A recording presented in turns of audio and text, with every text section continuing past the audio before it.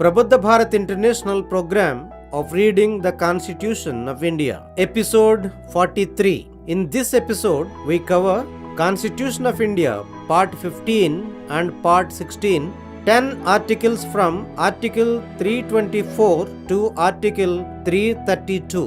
These articles deal with the elections and special provisions relating to certain classes. భారత రాజ్యాంగం ప్రబుద్ధ భారత నిర్మాణం. Prabuddha Bharat international ఆధ్వర్యంలో రాజ్యాంగ పఠనానికి ఆహ్వానం. నా పేరు ఝాన్సీ గెడ్డం. రాజ్యాంగ పఠనం 43వ ఎపిసోడ్. రాజ్యాంగ భాగాలు 15-16లోని అధికరణ 324 నుండి 332 వరకు చదువుకుందాం. ఈ 10 అధికరణలు దేశంలోని ఎన్నికల వ్యవస్థ మరియు కొన్ని ప్రత్యేక తరగతులకు సంబంధించినవి. Part 15 Elections. Article 324. Superintendence, direction and control of elections to be vested in an election commission. Clause 1. The superintendence, direction and control of the preparation of the electoral rolls for and the conduct of all elections to Parliament and to the legislature of every state and of elections to offices of the President and Vice President held under this Constitution shall be vested in a commission referred to in this Constitution as the Election Commission. Clause 2. The Election Commission shall consist of the Chief Election Commissioner and such number of other election commissioners, if any, as the President may from time to time fix, and the appointment of the Chief Election Commissioner and other election commissioners shall, subject to the provisions of any law made in that behalf by Parliament, be made by the President. Clause 3. When any other election commissioner is so appointed, the Chief Election Commissioner shall act as the chairman of the Election Commission. Clause 4.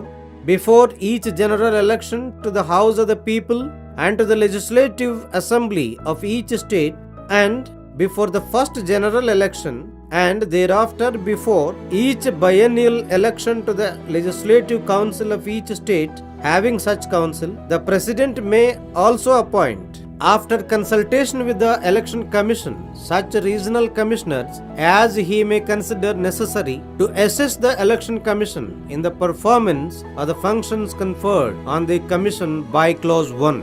Clause 5.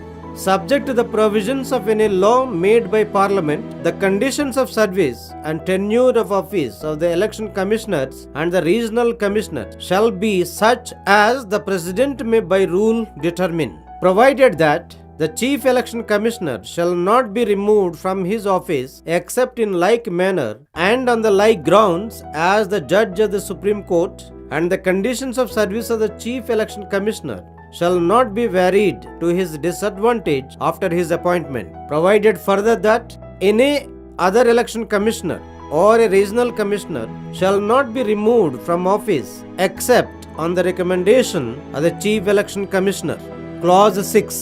The President or the Governor of a state shall, when so requested by the Election Commission, make available to the Election Commission or to a regional commissioner such staff as may be necessary for the discharge of the functions conferred on the Election Commission by Clause 1. 15వ భాగము ఎన్నికలు. అధికరణ 324. ఎన్నికలపై పర్యవేక్షణ, ఆదేశము, నియంత్రణ అధికారం ఎన్నికల కమిషన్కు ఉండాలి. క్లాజ్ 1. ఈ రాజ్యాంగము క్రింద భారత పార్లమెంటుకు, ప్రతి రాష్ట్ర శాసన వ్యవస్థకు, దేశాధ్యక్షుని, దేశ ఉపాధ్యక్షుని పదవులకు జరపవలసిన అన్ని ఎన్నికలకు సంబంధించి ఓటర్ల జాబితా తయారీకి, ఎన్నికల నిర్వహణకు సంబంధించిన పర్యవేక్షణ, ఆదేశములిచ్చుట మరియు నియంత్రణాధికారములు ఈ రాజ్యాంగంలో ఎన్నికల కమిషన్గా పేర్కొనబడిన కమిషన్లో ఉంటాయి. క్లాజ్ 2. ఎన్నికల కమిషను ఒక ప్రధాన ఎన్నికల కమిషనరు, దేశాధ్యక్షులు ఎప్పటికప్పుడు నిర్ణయించినట్టి సంఖ్యలో ఇతర ఎన్నికల కమిషనర్లు ఎవరైనా ఉన్నచో వారితోనూ కలిసి ఏర్పడుతుంది. ప్రధాన ఎన్నికల కమిషనరు, ఇతర ఎన్నికల కమిషనర్ల నియామకములు ఈ విషయంలో పార్లమెంటుచే చేయబడిన ఏదేని శాసన నిబంధనలకు లోబడి దేశాధ్యక్షునిచే చేయబడవలెను. క్లాజ్ 3. ఎవరైనా ఇతర ఎన్నికల కమిషనర్లు అట్లు నియమించబడినప్పుడు ఎన్నికల కమిషన్కు ప్రధాన ఎన్నికల కమిషనరు చైర్మన్గా వ్యవహరిస్తారు. క్లాజ్ 4. ప్రజల సభకు మరియు ప్రతి రాష్ట్ర శాసనసభకు సాధారణ ఎన్నికలు జరగడానికి ముందు మరియు మొదటి సాధారణ ఎన్నిక జరుగుటకు అటు తరువాత శాసన పరిషత్తు ఉన్న ప్రతి రాష్ట్రపు శాసన పరిషత్తుకు 2 ఏళ్లకొకసారి ఎన్నికలు జరగడానికి ముందు నిబంధన 1 ద్వారా కమిషన్కు అప్పగించబడిన విధులను నిర్వర్తించటలో ఆ ఎన్నికల కమిషన్కు సహాయపడుటకు గాను దేశాధ్యక్షులు ఆ ఎన్నికల కమిషనర్తో సంప్రదించిన తరువాత తాను అవసరమని భావించినంత మంది ప్రాంతీయ కమిషనర్లను కూడా నియమించవచ్చును. క్లాజ్ 5. పార్లమెంటుచే చేయబడిన ఏదేని శాసనములోని నిబంధనలకు లోబడి ఎన్నికల కమిషన్ల ప్రాంతీయ కమిషనర్ల సర్వీసు నిబంధనలు పదవీ కాలాలు దేశాధ్యక్షుల నియమము ద్వారా నిర్ణయించినట్టుగా ఉంటాయి. అయితే ప్రధాన ఎన్నికల కమిషనర్ను ఒక సుప్రీంకోర్టు న్యాయమూర్తి పదవి నుంచి తొలగించబడు పద్ధతిలోనూ అదే విధమైన కారణములపై తప్ప పదవి నుండి తొలగించరాదు. మరియు వారిని నియమించిన తరువాత వారికి ప్రతికూల ప్రయోజనం కలుగు రీతిలో వారి సర్వీసు నిబంధనలను మార్చరాదు. అంతేకాకుండా ప్రధాన ఎన్నికల కమిషనరు సిఫారసుపై తప్ప ఎవరైనా ఇతర ఎన్నికల కమిషనర్ను గాని లేక ప్రాంతీయ కమిషనర్ను గాని వారి పదవి నుండి తొలగించరాదు. క్లాజ్ 6. దేశాధ్యక్షులు లేదా ఒక రాష్ట్ర గవర్నరు ఎన్నికల కమిషనర్ కోరినప్పుడు నిబంధన 1 ద్వారా ఎన్నికల కమిషన్కు అప్పగించబడిన విధులను నిర్వర్తించుటకు అవసరమైనట్టి సిబ్బందిని ఆ ఎన్నికల కమిషను లేదా ప్రాంతీయ కమిషనర్లకు సమకూర్చాలి. Article 325. No person to be ineligible for inclusion in or to claim to be included in a special electoral roll on grounds of religion, race, caste or sex. There shall be one general electoral roll for every territorial constituency for election to either House of Parliament or to the House or either House of the Legislature of a state, and no person shall be ineligible for inclusion in any such roll or claim to be included in any special electoral roll for any such constituency on grounds only of religion, race, caste, sex or any of them. అధికరణ 325. ఏ వ్యక్తి మతము, జాతి, కులము, లింగభేదము కారణములపై ఓటర్ల జాబితాలోను ప్రత్యేక ఓటర్ల జాబితాలో చేర్చబడుటకు అనర్హులు కాకుండుట, పార్లమెంటులోని ఏదేని సభకు లేదా రాష్ట్ర శాసన సభకు లేక రాష్ట్ర శాసన వ్యవస్థలోని ఏదేని సభకు జరుగు ఎన్నికలకు గాను ప్రతి ప్రాదేశిక నియోజకవర్గములోనూ ఒకే సాధారణ ఓటర్ల జాబితా ఉండవలెను. అట్టి ఏదేని నియోజకవర్గ ప్రత్యేక ఓటర్ల జాబితాలో ఏ వ్యక్తి మతము, జాతి, కులము లేదా లింగభేదము లేక వాటిలో వేటి వలన గాని చేర్చబడుటకు లేదా చేర్చమని అడుగుటకు అనర్హులు కారాదు. Article 326. Elections to the House of the People and to the legislative assemblies of states to be on the basis of adult suffrage. The elections to the House of the People and to the legislative assembly of every state shall be on the basis of adult suffrage. That is to say, every person who is a citizen of India and who is not less than 18 years of age on such date as may be fixed in that behalf by or under any law made by the appropriate legislature and is not otherwise disqualified under this constitution or under any law made by the appropriate legislature on the ground of non-residence, unsoundness of mind, crime or corrupt or illegal practice shall be entitled to be registered as a voter at any such election. అధికరణ 326. ప్రజల సభకు రాష్ట్రాల శాసనసభలకు ఎన్నికలు వయోజన vote హక్కు ప్రాతిపదికపై ఉండుట. ప్రజల సభ లేదా ప్రతి రాష్ట్ర శాసనసభకు ఎన్నికలు వయోజన ఓటు హక్కు ప్రాతిపదికపై నిర్వహించవలెను. అనగా భారత పౌరుడై ఉండి సముచిత శాసన వ్యవస్థ చేసిన ఏదేని శాసనం ద్వారా లేదా శాసనం క్రింద నిర్ణయించినట్టి తేదీ నాటికి 18 సంవత్సరాలకు తక్కువ కాని వయసు కలిగి ఉండి ఈ రాజ్యాంగము క్రింద లేక సముచిత శాసన వ్యవస్థ చేయబడిన ఏదేని శాసనము క్రింద భారతదేశంలో నివసించకపోవుట, మతి స్థిమితము లేకపోవుట, నేరమునకు లేదా అవినీతికి పాల్పడుట లేదా శాసన విరుద్ధమైన ప్రవర్తన కారణములపై అనర్హునిగా చేయబడని ప్రతి వ్యక్తి అట్టి ఏ ఎన్నిక ఎందైనను ఓటరుగా రిజిస్టర్ చేయబడుటకు హక్కు కలిగి ఉండును. Article 327. Power of Parliament to make provision with respect to elections to legislatures. Subject to the provisions of this constitution, Parliament may from time to time by law make provision with respect to all matters relating to or in connection with elections to either House of Parliament or to the House or either House of the Legislature of a state, including the preparation of electoral rolls, the delimitation of the constituencies, and all other matters necessary for securing the due constitution of such house or houses. అధికరణ 327 శాసన వ్యవస్థల ఎన్నికల నిబంధనలు చేయుటకు పార్లమెంటుకు అధికారము. ఈ రాజ్యాంగ నిబంధనలకు లోబడి పార్లమెంటు ఎప్పటికప్పుడు శాసనము చేయుట ద్వారా పార్లమెంటులోని ఏదేని సభ లేదా ఒక రాష్ట్ర శాసన వ్యవస్థలోని ఏదేని సభ ఎన్నికలకు సంబంధించి లేదా ఆ విషయంలో ఓటర్ల జాబితాలను తయారు చేయుట, నియోజకవర్గముల హద్దులను నిర్ణయించుటతో సహా అన్ని విషయములను అట్టి సభ లేదా సభల సముచిత ఏర్పాటుకు అవసరమైన అన్ని ఇతర విషయములలోనూ నియమాలు చేయవచ్చును. Article 328.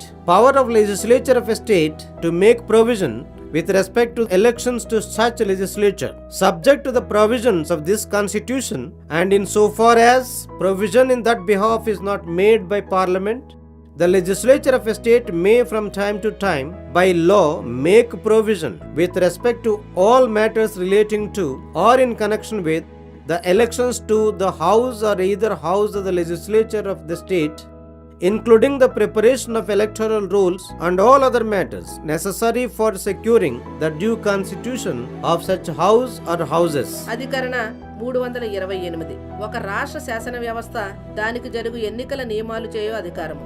ఈ రాజ్యాంగ నిబంధనలకు లోబడి ఈ విషయములో పార్లమెంటు నిబంధనలు చేయనంత మేరకు ఏదేని రాష్ట్ర శాసన వ్యవస్థ యొక్క సభలలో ఏ సభకైనను ఓటర్ల జాబితా తయారు చేయుటకు అట్టి సభ లేదా సభల సముచిత ఏర్పాటుకు అవసరమైన అన్ని ఇతర విషయములతో సహా ఎన్నికలు జరిపించుటకు సంబంధించిన అన్ని విషయములపై ఆ రాష్ట్ర శాసన వ్యవస్థ ఎప్పటికప్పుడు శాసనాల ద్వారా నిబంధనలు చేయవచ్చును. Article 329. Bar to interference by courts in electoral matters. Notwithstanding anything in this constitution, subclause A, the validity of any law relating to the delimitation of constituencies or the allotment of seats to such constituencies made or purporting to be made under Article 327 or Article 328 shall not be called in question in any court. Subclause B, no election to either House of Parliament or to the House or either House of the Legislature of a state shall be called in question except by an election petition presented to such authority and in such manner as may be provided for by or under any law made by the appropriate legislature. అధికరణ 329 ఎన్నికల విషయములలో కోర్టుల జోక్యము నిషిద్ధము. ఈ రాజ్యాంగములో ఏమున్నప్పటికీ sub clause ఏ నియోజకవర్గముల హద్దులను నిర్ణయించుట లేక అట్టి నియోజకవర్గములకు సీట్లు కేటాయింపునకు సంబంధించి 327వ లేక 328వ అధికరణ క్రింద చేసిన లేదా చేయబడినట్లు అర్థమిచ్చు ఏదేని శాసనపు చెల్లుబడిని ఏ కోర్టులోనూ సవాలు చేయరాదు. సబ్ క్లాజ్ బి పార్లమెంటులోని ఏదేని సభ లేక రాష్ట్ర శాసన వ్యవస్థలోని సభ లేదా ఏదేని సభకు జరిగిన ఎన్నిక దేనిని గాని సముచిత శాసన వ్యవస్థ చేసిన శాసనం ద్వారా లేదా శాసనం క్రింద నియమించబడినట్టే అధికారికి మరియు నిబంధించిన రీతిలో ఎన్నికల పిటిషన్ను సమర్పించడం ద్వారా తప్ప ఏ కోర్టులోనూ సవాలు చేయరాదు. Article 329A. Special provision as to election to Parliament in the case of Prime Minister and Speaker. This article was omitted by the Constitution 44th Amendment Act 1978. అధికరణ 329A ప్రధానమంత్రి స్పీకర్ల ఎన్నికలకు సంబంధించిన ప్రత్యేక నిబంధన. ఈ అధికరణ 39వ రాజ్యాంగ సవరణ చట్టం 1975 ద్వారా చేర్చబడి 44వ రాజ్యాంగ సవరణ చట్టం 1978 ద్వారా తొలగించబడింది. Part 16. Special provisions relating to certain classes. Article 330. Reservation of seats for scheduled castes and scheduled tribes in the House of the People. Clause 1. Seats shall be reserved in the house of the people for subclause A, the scheduled castes, subclause B, the scheduled tribes except the scheduled tribes in the autonomous districts of Assam, and subclause C, the scheduled tribes in the autonomous districts of Assam. Clause 2. The number of seats reserved in any state or union territory for the scheduled castes or the scheduled tribes under clause 1 shall bear as nearly as may be the same proportion to the total number of seats allotted to that state or union territory in the house of the people as the population of the scheduled castes in the state or union territory or the scheduled tribes in the state or union territory or part of the state or union territory, as the case may be, in respect of which seats are so reserved bears to the total population of the state or union territory. Clause 3. Notwithstanding anything contained in clause 2, the number of seats reserved in the house of the people for the scheduled tribes in the autonomous districts of Assam shall bear to the total number of seats allotted to that state a proportion not less than the population of scheduled tribes in the said autonomous districts bears to the total population of the state. Explanation. In this article and in Article 332, the expression population means the population as ascertained at the last preceding census of which the relevant figures have been published, provided that the reference in this explanation to the last preceding census of which the relevant figures have been published shall, until the relevant figures for the first census taken after the year 2026 have been published, be construed as reference to the 2001 census. 16వ భాగము కొన్ని తరగతులకు ప్రత్యేక నిబంధనలు. అధికరణ 330. ప్రజల సభలో scheduled కులాలు, scheduled తెగలకు సీట్ల ఆరక్షణ. క్లాజ్ 1.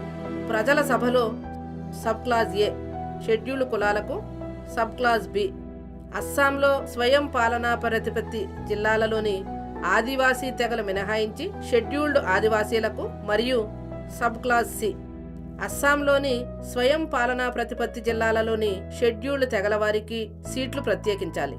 క్లాజ్ 2. నిబంధన 1 క్రింద షెడ్యూల్డ్ కులాలకు లేక షెడ్యూల్డ్ తెగలకు ఏదేని రాష్ట్రము లేదా సంఘాధీన ప్రాంతంలో రిజర్వ్ చేసిన సీట్ల సంఖ్యకును ప్రజల సభలో ఆ రాష్ట్రం లేదా సంఘాధీన ప్రాంతమునకు కేటాయించిన మొత్తం సీట్ల సంఖ్యకును గల నిష్పత్తి ఆ రాష్ట్రం లేదా సంఘాధీన ప్రాంతంలోని షెడ్యూల్డ్ కులముల జనాభా లేదా సందర్భానుసారంగా ఆ రాష్ట్రంలోని లేదా సంఘాధీన ప్రాంతంలోని లేదా ఆ రాష్ట్రం లేక సంఘాధీన ప్రాంత భాగంలోని షెడ్యూల్డ్ తెగల జనాభా ఆ రాష్ట్రం లేదా సంఘాధీన ప్రాంతపు మొత్తం జనాభాకు ఏ నిష్పత్తి ఉందో ఆ నిష్పత్తికి సాధ్యమైనంత దగ్గరగా ఉండాలి. Clause 2.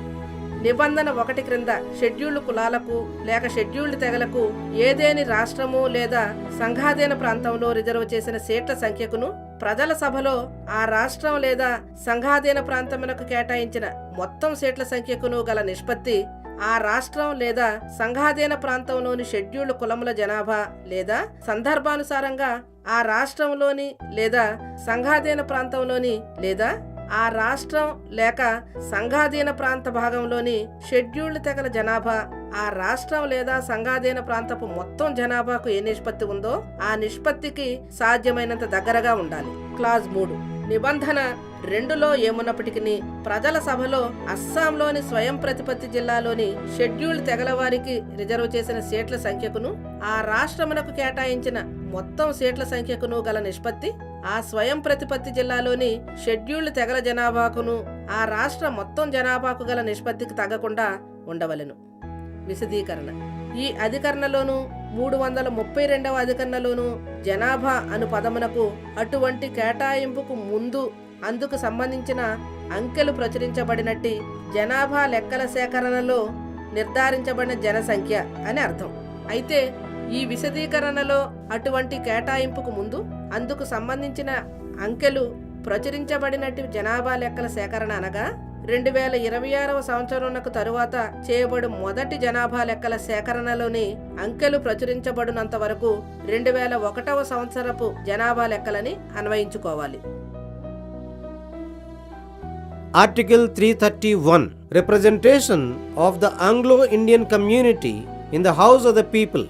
Notwithstanding anything in Article 81, the President may, if he is of the opinion that the Anglo-Indian community is not adequately represented in the House of the People, nominate not more than 2 members of that community to the House of the People. అధికరణ 331. ప్రజల సభలో Anglo Indian సమూహమునకు ప్రాతినిధ్యం. 81వ అధికరణలో ఏమున్నప్పటికీ దేశాధ్యక్షులు ప్రజల సభలో Anglo Indian సమాజమునకు తగినంత ప్రాతినిధ్యం లేదని అభిప్రాయపడిన ఎడల ఆ సమాజమునకు చెందిన 2కి మించకుండా సభ్యులను ప్రజల సభకు నామినేట్ చేయవచ్చును. Article 332. Reservation of seats for the scheduled castes and scheduled tribes in the legislative assemblies of the states. Clause 1. Seats shall be reserved for the scheduled castes and the scheduled tribes except the scheduled tribes in the autonomous districts of Assam in the legislative assembly of every state. Clause 2. Seats shall be reserved also for the autonomous districts in the legislative assembly of the state of Assam. Clause 3. The number of seats reserved for the scheduled castes or the scheduled tribes in the legislative assembly of any state under clause 1 shall bear as nearly as may be the same proportion to the total number of seats in the assembly as the population of the scheduled castes in the state or the scheduled tribes in the state or part of the state as the case may be, in respect of which seats are so reserved bears to the total population of the state. Clause 3a. Notwithstanding anything contained in clause 3 until the taking effect under article 170 of the readjustment on the basis of the first census after the year 2026 of the total number of seats in the legislative assemblies of the states of Arunachal Pradesh, Meghalaya, Mizoram and Nagaland, the seats which shall be reserved for the scheduled tribes in the legislative assembly of any such state shall be subclause A. If all the seats in the legislative assembly of such a state in existence on the date of coming into force of the Constitution 57th Amendment Act 1987 hereafter in this clause referred to as the existing assembly are held by the members of the scheduled tribes, all the seats except one. Subclause B.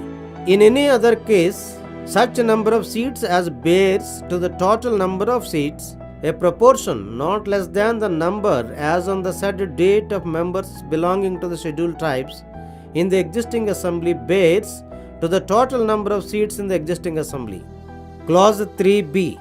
Notwithstanding anything contained in clause 3 until readjustment under article 170 takes effect on the basis of the first census after the year 2026 of the number of seats in the legislative assembly of the state of Tripura, the seats which shall be reserved for the scheduled tribes in the legislative assembly shall be such a number of seats as bears to the total number of seats a proportion not less than the number as on the date of coming into force of the Constitution 72nd Amendment Act 1992 of members belonging to the scheduled tribes in the legislative assembly in existence on the said date bears to the total number of seats in that assembly.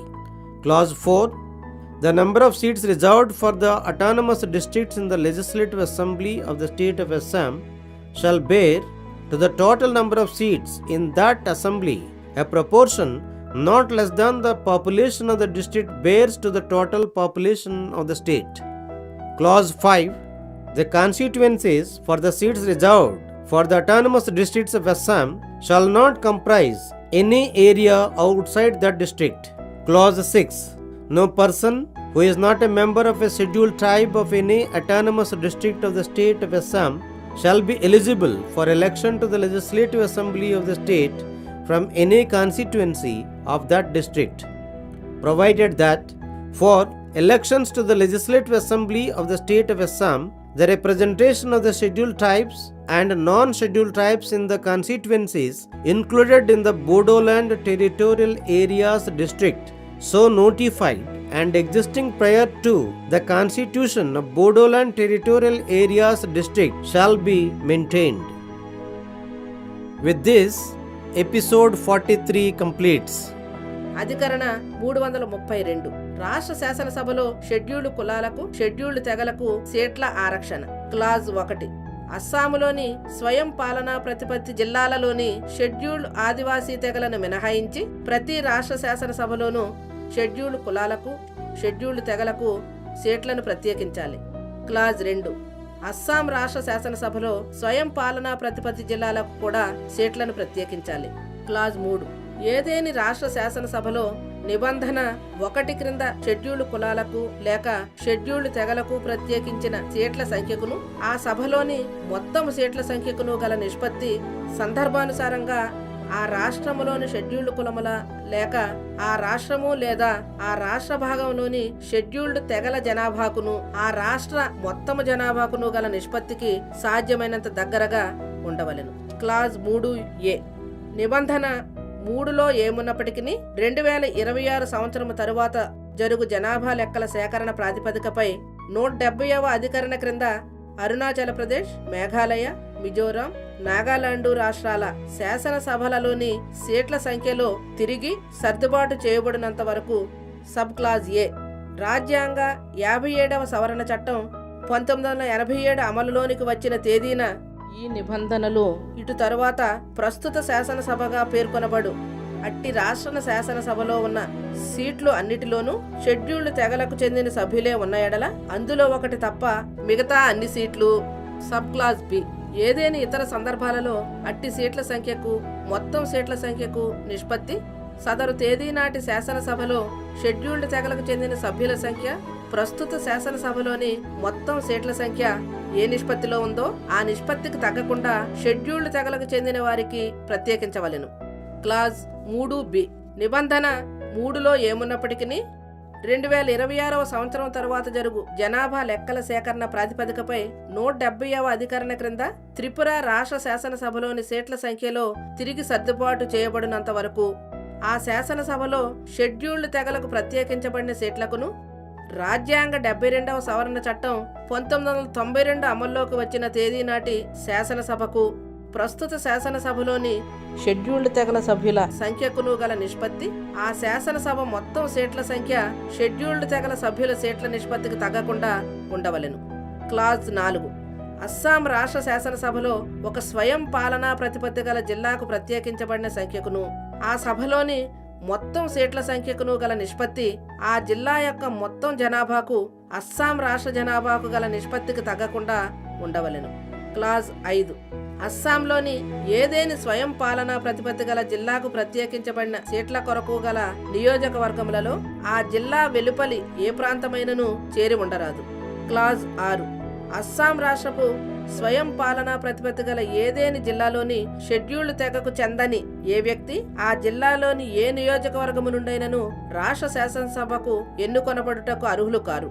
అయితే అస్సాం రాష్ట్ర శాసనసభ ఎన్నికలకు అట్లు ప్రభుత్వం ద్వారా ప్రకటించబడిన బోడోలాండ్ భూభాగముల జిల్లా ఏర్పాటుకు పూర్వము అమలునందున్న బోడోలాండ్ భూభాగముల జిల్లాలో చేర్చబడిన నియోజకవర్గములలోని షెడ్యూల్డ్ తెగలు కాని వారి ప్రాతినిధ్యము కొనసాగించవలెను. ఇంతటితో రాజ్యాంగ పఠనం 43వ ఎపిసోడ్ సమాప్తం.